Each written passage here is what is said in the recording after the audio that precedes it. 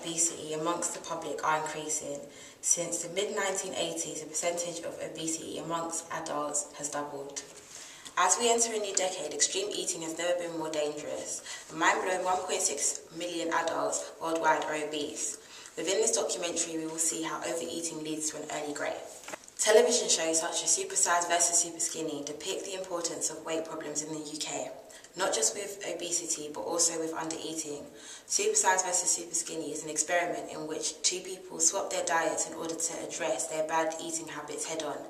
It has proven to be quite effective. Obviously, the methods used to crack down on obesity do not always have to be as extreme. These days, there are many methods that allow us all to be healthier and happier.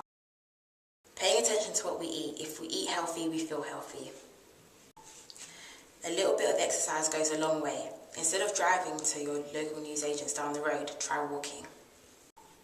The awareness is increasing, but not enough. The public needs to be more aware of how dangerous the obesity levels are rising.